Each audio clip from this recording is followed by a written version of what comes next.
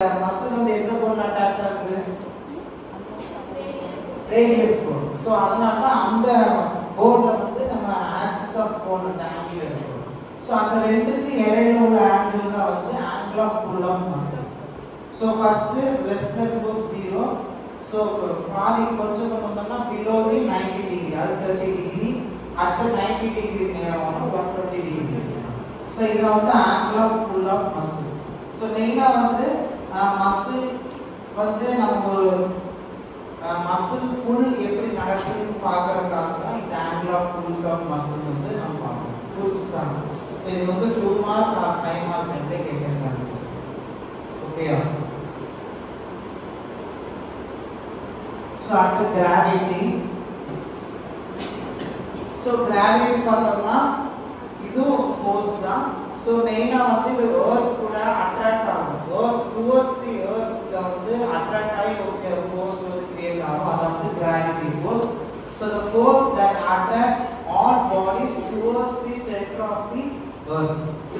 So the center of the earthல வந்து இந்த ஒரு ஆப்ஜெக்ட் வந்து அட்ராக்ட் ஆச்சுன்னா அதுல கிரியேட் ஆகுறது வந்து கிராவிட்டி ஆர் கிராவிடேஷனல் ஃபோர்ஸ் சொல்லுவாங்க.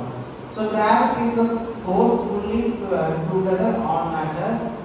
So there are more matters, there are more gravity. So there is a lot of matters such as planet and moons and stars pull more strongly.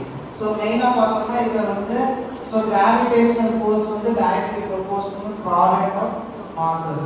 So ரெண்டு mass எடுத்துட்டாங்க. So directly proportional to mass. அதே மாதிரி இன்னொரு indirectly proportional to distance.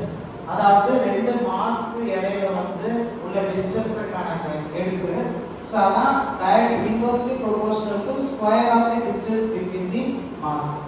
so இதான் வந்து gravitational force ஓட formula வச்சுக்கலாம். so directly proportional to the mass, product of mass, and inversely proportional to the distance between the square of the distance between the two masses. ரெண்டு masses இடையில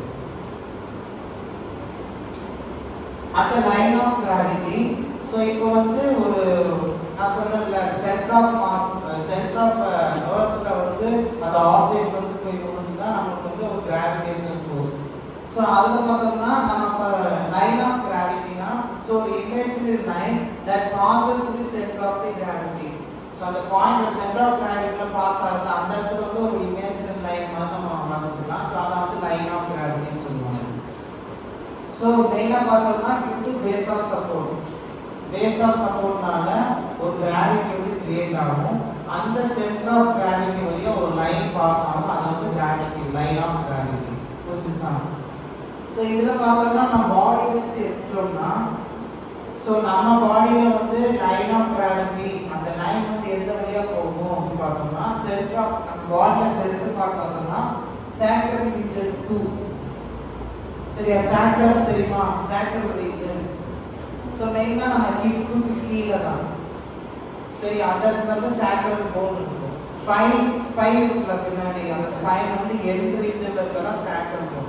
அதுல S2. So சாக்ரல்ல வந்து அஞ்சனா இருக்கு. So அந்த second vertebra, அந்த sacral S2 ன்னு சொல்லுவாங்க. Short pharma S2 vertebra சொல்லுவாங்க. அந்த S2 வெர்டிப்ரால தான் சென்டர் ஆஃப் பார்ட் நம்ம பாடி சென்டர். சோ அந்த வழியா தான் வந்து the line of gravity போகும். சோ இந்த லைன் ஆஃப் கிராவிட்டி எப்படி நம்ம வச்சுக்கலாம்னா சோ இப்போ நம்ம நிக்கிறோம்னா அந்த நிக்கிற இடத்துல வந்து அந்த line போகும்னா towards the base of support. நம்ம எந்த அளவுக்கு நம்ம base of support வெச்சிருக்கோமோ அந்த அளவுக்கு வந்து நம்ம லைன் ஆஃப் கிராவிட்டி சேமா போகும். சோ மெயினா வந்து base of supportனால அந்த செல்ல வந்து போகக்கூடிய அந்த லைன்ல தான் லைன் ஆஃப் கிராவிட்டி. சரியா? So line of gravity is a vertical line which falls through the center of gravity and within the base of support. So base of support centerல வந்து போற லைன் வந்து line of gravity. சரியா? So மறந்துடாதீங்க, நம்ம பாடியில எந்த இடத்துல line of gravity போகும்? S2 or sacral to second vertebra. ஓகேயா? At the center of gravity, so இப்போ சேம் அதே முன்னாடி ஸ்லைட்ல கூட அடுத்த ஸ்லைட் போட்டேன். சோ ஒரு ஆப்ஜெக்ட்டுக்கு சென்டர் ஏரியால வந்து ஒரு ஃபோர்ஸ் போகும். சோ அது வந்து சென்டர் ஆஃப் கிராவிட்டி சொல்லுவாங்க. So center of gravity of an object is a point that its weight is evenly distributed in the side. So மெயினா வந்து பேலன்ஸ் மெயின்டைன் பண்றதுக்காண்டி so base of support வந்து increase பண்ணுவோம். So அதுல சென்டர்ல ஒரு point create ஆகும், அதான் சென்டர் ஆஃப் கிராவிட்டின்னு சொல்லுவோம்.